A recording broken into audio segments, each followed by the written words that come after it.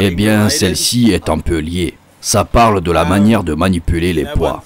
J'imagine que tu as vu les entraînements intensifs de nos jours. Les gens crient et hurlent. Tu sais quoi? Quand tu m'interroges et que je repère ce sourire, je comprends de suite qu'il y a quelque chose de plus intéressant à venir. C'est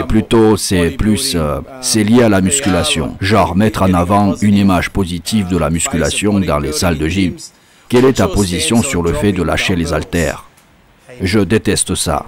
Si tu peux pas les poser doucement, ne les prends même pas. Comme je l'ai dit auparavant, quand tu t'entraînais à World Gym, Joe Gold te virait direct et peu importe qui tu étais. Donc voilà, je trouve que c'est pas compliqué de les contrôler. Par exemple, quand vous faites un développé couché avec les haltères, c'est tellement plus facile de les poser sur vos jambes. Honnêtement, je suis pas persuadé que c'est plus simple de les lancer de cette position. Ça peut endommager vos muscles. Donc c'est tellement plus rassurant de les remettre correctement. Pour moi, les laisser tomber, ça vous fait passer pour un idiot. Et ça endommage les haltères. Là où on s'entraîne maintenant, Mathieu peut vous le confirmer, les haltères ils sont tordus. Et donc vous êtes obligé d'ajuster leur courbure pour qu'ils soient bien placés dans vos mains. S'ils sont placés dans l'autre sens, lorsque vous faites des curls, ça peut tout simplement plier vos poignets. Alors tu vois, quand les jeunes, ils les lâchent, à force ils les cassent. Quand est-ce que c'est devenu à la mode?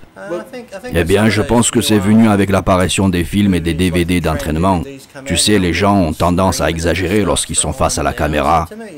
Donc pour moi, il n'y a aucune raison de le faire. Faut traiter l'équipement avec respect, parce que tout le monde doit l'utiliser. Pour moi, lâcher les haltères, c'est tout simplement absurde. Je pense que c'est devenu courant après la sortie de ces vidéos hardcore, car à l'époque, ils ne le faisaient pas, ils ne le faisaient jamais. À moins d'être à un point où tu sais, où tu n'as pas de soutien et que tu es tellement fatigué que tu dois les laisser tomber. Mais même comme ça, tu peux le faire d'une manière correcte. J'ai déjà vu des mecs faire des élévations latérales comme ça, et sur la dernière rep, ils balancent les haltères. C'est fou quand même.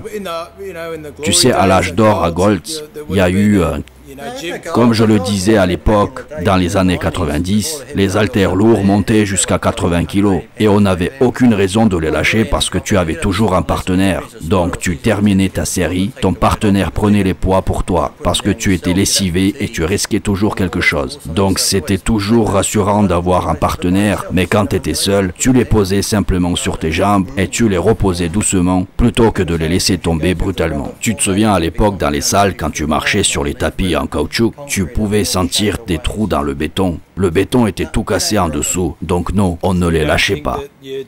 Donc tu t'es retenu toutes ces années de ne pas lâcher les haltères, tu n'as jamais eu envie d'essayer? Non, non, jamais, parce que nous connaissons tous un gars qui lâche les haltères, on sait ce que ça fait.